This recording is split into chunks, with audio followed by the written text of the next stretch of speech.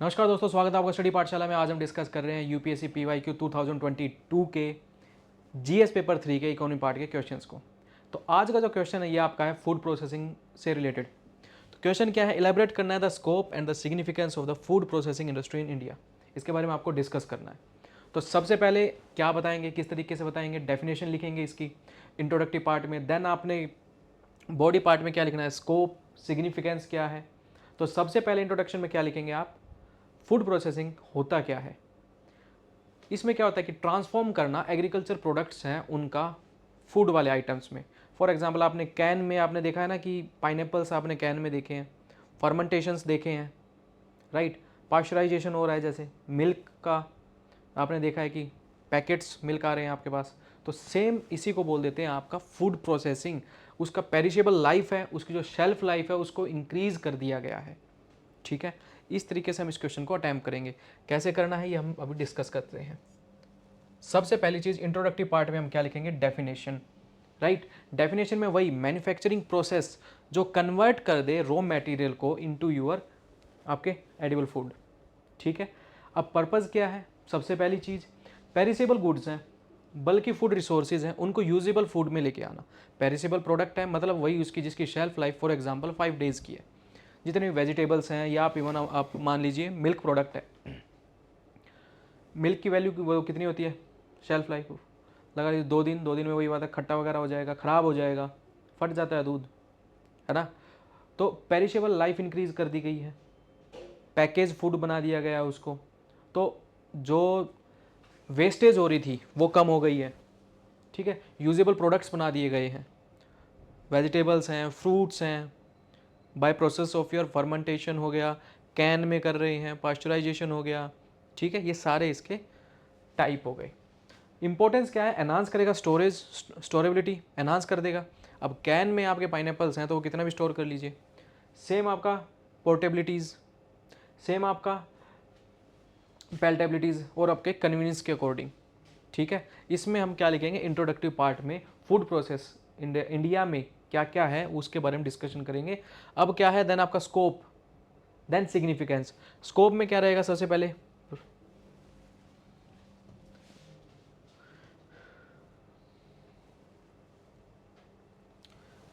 हम क्या बताएंगे, इंडिया की रैंकिंग क्या है कंट्रीब्यूशन में। ये आपको डाटा पता होना चाहिए, क्योंकि क्वेश्चन आप देखेंगे यूपीएससी में 2015 में पूछा गया है, 17 में पूछा गया है, 19 में पूछा गया है।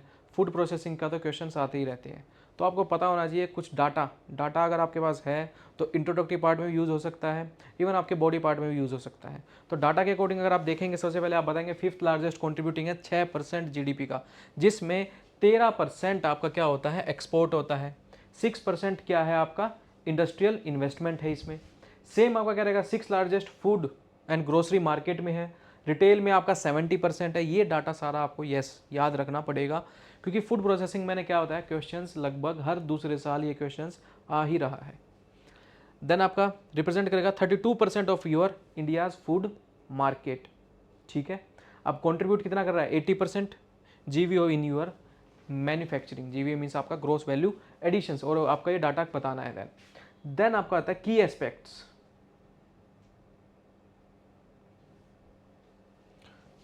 सबसे पहले चीज फार्मर की इनकम एनहांस करेगा, ऑब्वियसली प्रॉफिटेबिलिटी बढ़ गई, मिडिल मैन हट गए हैं। डायरेक्ट प्रोडक्ट, एग्रीकल्चर प्रोडक्ट कहाँ जा रहा है, इंडस्ट्रीज में जा रहा है, पैकेज फूड बनाए जा रहे हैं। ठीक है, देन उनका क्या होगा, better utilisation and value addition होगा। देन वेस्टेज रिड्यूस हो जाएगा उससे। ये पॉइंट्स है सारे। ठीक है, इंफ्रास्ट्रक्चर डेवलपमेंट, स्टोरेज फैसिलिटीज अच्छी है, कोल्ड स्टोरेज फैसिलिटीज़ हैं, और आपका प्रोसेसिंग अच्छे से हो रहा है, फूड प्रोसेसिंग, तो क्या होगा, वेस्टेज कम हो गया है। टेक्नोलॉजी इंटीग्रेशन, कैसे मॉडर्न टेक का यूज़ हो रहा है डोमेस्टिक और आपका एक्सटर्नल रिसोर्सेज में, सोर्सेज में।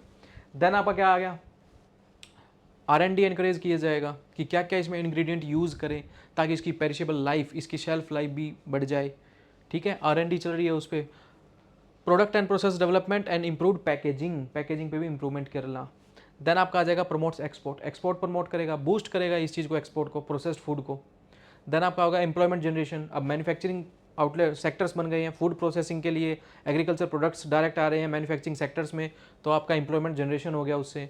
देन आपका रिड्यूस माल न्यूट्रिशंस, जो जो न्यूट्रिशंस चाहिए वो हम एडिशन कर सकते हैं ना, तो एडिशन कर दिया जाएगा। फोर्टिफाइड फूड्स हो गया इसका एक सबसे बढ़िया example, to reduce your nutritional gaps, right.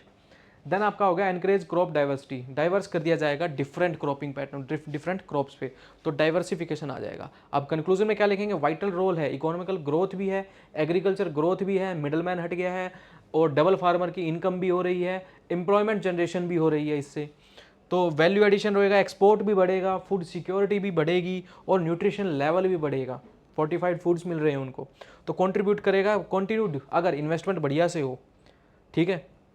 Agriculture और इंडस्ट्रियल डेवलपमेंट साथ साथ कोऑर्डिनेट करके काम करना पड़ेगा, ताकि मैन्युफैक्चरिंग, मैंने बताया ना फूड प्रोसेसिंग का मीनिंग क्या था, ट्रांसफॉर्म करना किसको, जो एग्रीकल्चर प्रोडक्ट्स हैं उनको फूड ईटेबल आइटम्स में, राइट। तो कंटिन्यूड इन्वेस्टमेंट हो इन मैन्युफैक्चरिंग सेक्टर्स में, तो बहुत बढ़िया स्कोप है इसका एग्रीकल्चर और इंडस्ट्रियल डेवलपमेंट के लिए, राइट। एट द एंड क्या आपका इकोनॉमिकल ग्रोथ। तो इस तरीके से हम इस क्वेश्चन को करेंगे।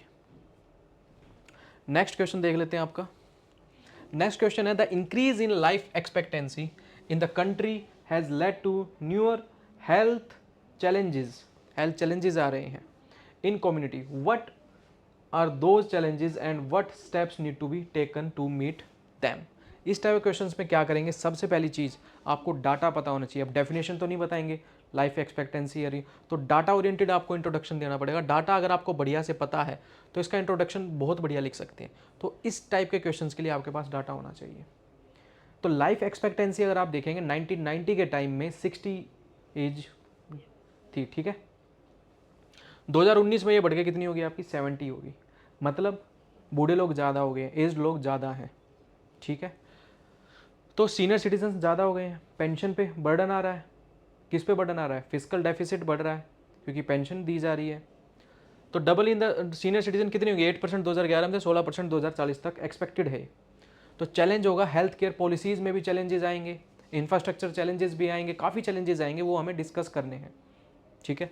तो सबसे पहले हेल्थ चैलेंजेस में देखते हैं। सबसे पहला शिफ्ट इन डिजीजेज, क्या देख रहे हैं, सबसे पहली चीज़ आपका जो इन्फेक्टियस डिजीज थे वो क्रोनिक डिजीज में कन्वर्ट हो रहे हैं। क्रोनिक डिजीज मीन्स आपका क्या हो जाएगा, यस कैंसर हो गया, हार्ट अटैक्स वाली डिजीज़ होगी, हार्ट डिजीज़ होगी, तो ये सारी कौन सी होगी आपकी क्रोनिक डिजीज़। एल्जाइमर हो गया, अस्थमा है, राइट, ये क्रोनिक डिजीज़ है। तो इन्फेक्टियस डिजीज़ किस में होगी आपकी, क्रोनिक डिजीज़ में कन्वर्ट हो रही है, शिफ्ट हो रहे हैं। एज रिलेटेड डिसेबिलिटीज़ आ रही है 40%, डिमनीशिया हो रहा है, सुनने की दिक्कत है, विज़न इतना अच्छा नहीं है, हमें चश्मे लगे हुए हैं अभी से, है ना। तो ये क्या इश्यूज़ आ रहे हैं, ये पार्ट ऑफ ये आपके हेल्थ चैलेंजेस हैं। भूलने की बीमारी लग गई है, सुनने की दिक्कत है, देखने की दिक्कत है, मेंटल हेल्थ इश्यूज़ 20% डाटा अगर देखा जाएगा ड्यू टू लोनलीनेस, अकेले रह रहे हैं लोग। वही जापान में भी यही चीज़ हो रही है, आप देखेंगे। लैक ऑफ डेडिकेटेड आपके एल्डरली केयर, सोचा ही नहीं था एल्डरली केयर के, ना हमारे पास ऐसे इंस्टीट्यूशंस हैं, ना हमारे पास ऐसे हेल्थ केयर सेक्टर्स हैं, हेल्थ केयर इंफ्रास्ट्रक्चर है ऐसा मेनली जो स्पेसिफिकली एल्डरली के लिए किया जाए, ऐसा कुछ है ही नहीं। बट हमें इस पर वर्क करना पड़ेगा। तो इसमें क्या बता रहे हैं कि नो डेडिकेटेड वार्ड्स, कोई वार्ड्स नहीं, डेडिकेटेड वार्ड्स नहीं है, ठीक है। नेगलेक्टेड आपकी जीरियाट्रिक केयर, फोकस किस पे किया जा रहा है, वुमेन पे, चाइल्ड हेल्थ पे, बूढ़े लोगों पे तो फोकस ही नहीं किया जा रहा है ना। सेम वार्ड है हर चीज़ के लिए, उन्हीं बीमारी के लिए उनको भी वहीं पे भेजा जा रहा है, ठीक है। वुमेन पे ज़्यादा फोकस हो रहा है, चाइल्ड पे ज़्यादा फोकस हो रहा है।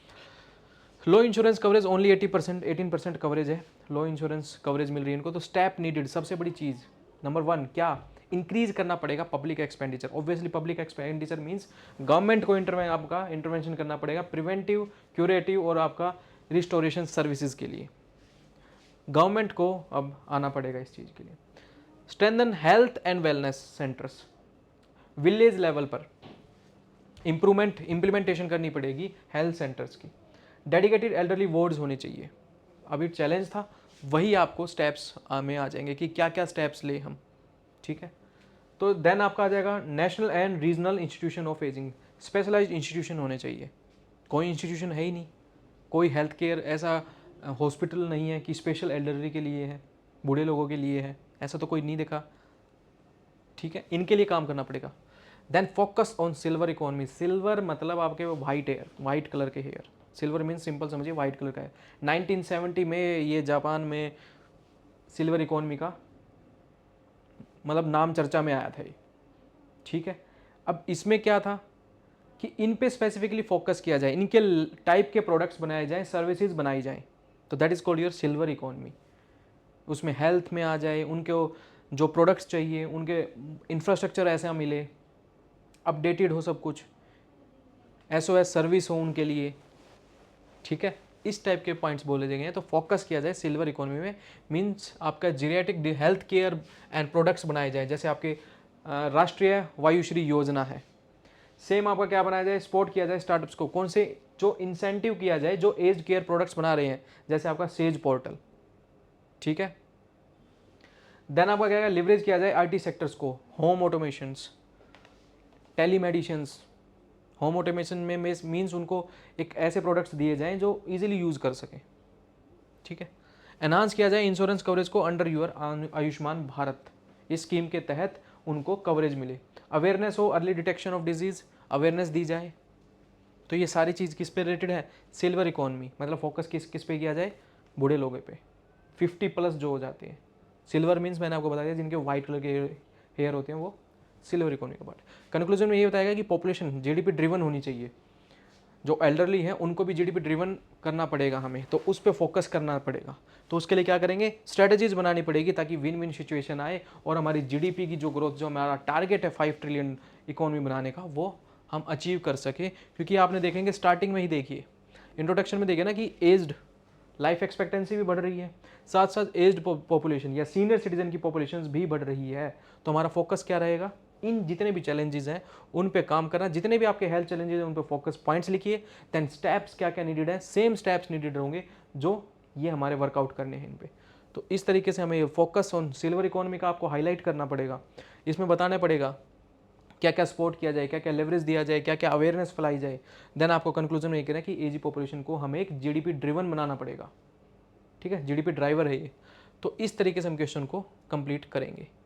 तो आई होप आपको समझ में आया होगा। आज का आपका क्वेश्चन था हेल्थ केयर और दूसरा क्वेश्चन था आपका फूड प्रोसेसिंग इंडस्ट्री से रिलेटेड। इन क्वेश्चंस को सॉल्व करके देखिए। नो डाउट ये क्वेश्चन हर बार आते ही आते हैं। फूड प्रोसेसिंग वाला तो हर 2 साल में आपसे रिपीटेडली पूछा गया है, ये आप बेसिकली देख लीजिए, ठीक है। तो इस तरीके से हम क्वेश्चंस को करेंगे। आपको डाटा भी पता होना चाहिए, आपको स्कीम्स के बारे में पता होना चाहिए, आपको इवन डेफिनेशंस के बारे में पता होना चाहिए। जैसे इसमें हमने हाईलाइट कर दिया सिल्वर इकोनॉमी, अगर ये पॉइंट अच्छा है तो नो डाउट आपको लिखना पड़ेगा, राइट। तो जो जो पॉइंट्स आपको लग रहे हैं कि ये आपके लिए यूज़फुल है तो इनको राइट डाउन कीजिए और क्वेश्चंस अब अटेम्प्ट करके देखिए। Thank you and have a nice day.